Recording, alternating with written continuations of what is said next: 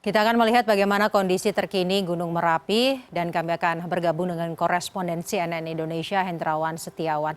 Selamat siang Hendra. Hendra, bagaimana kondisi Merapi saat ini karena tadi pagi terjadi kembali luncuran awan panas sekitar pukul 7.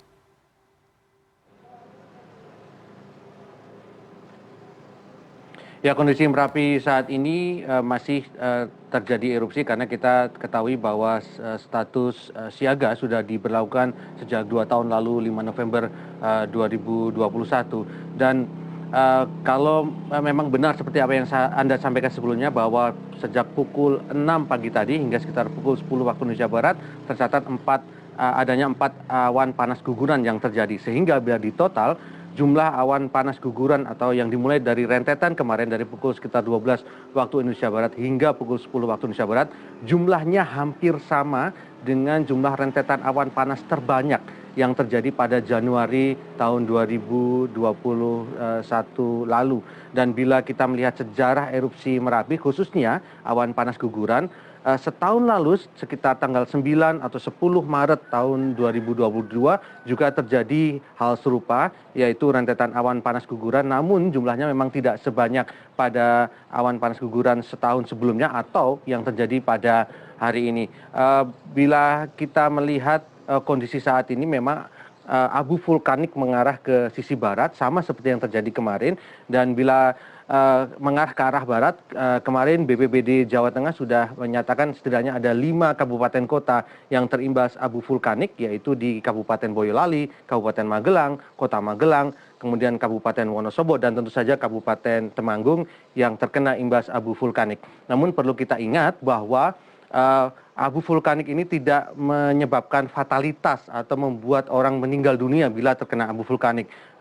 Bila terkena abu vulkanik, maka sebaiknya orang menyingkir terlebih dahulu, masuk ke dalam rumah, memakai masker, kemudian melepas kontak lens, menutup penyimpanan air, atau menggunakan kacamata yang memang benar-benar tertutup atau yang biasa kita kenal dengan istilah Google, sehingga ini bisa terhindar dari bahaya abu vulkanik. Dan penerbangan juga yang kami pantau saat ini berjalan seperti biasa, dan bila kita ingat warga Merapi ini, mereka juga sudah terbiasa dengan erupsi Merapi ini, terutama pada mega erupsi tahun 2010. Bila kemarin saya bertanya kepada Kepala BPBTKG Yogyakarta, Agus Budi Santoso, berapa jarak pemukiman penduduk terdekat dengan Merapi, terutama yang berada di Kali Kerasak dan Bebeng, ini jarak terdekat berada di jarak 8 km dan lokasinya jauh dari aliran sungai.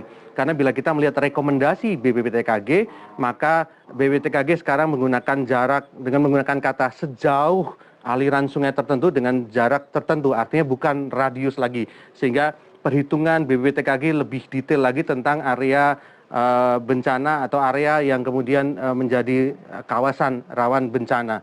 Dan yang menjadi perhatian sebenarnya bukan hanya warga Merapi, namun para penambang pasir yang kita ketahui beberapa waktu terakhir ini menambang pasir memasuki zona bahaya.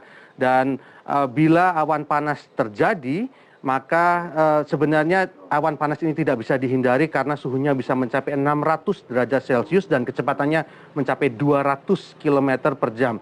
Sehingga kalaupun tahu ada awan panas dan kemudian mencoba untuk berlari, maka kecepatan awan panas ini sangat sulit untuk bisa disamai atau dihindari maksud saya, sehingga yang terbaik dari menghindari awan panas ini adalah tidak melakukan aktivitas di daerah zona bahaya, termasuk yang kemarin sudah disarankan di BPBTKG di daerah Kerasak dan Bebeng yang mencapai 7 km yang berada di sisi barat daya. Saza.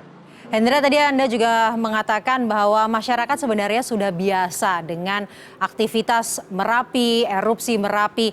Itu artinya apakah aktivitas warga ini seperti normal saja?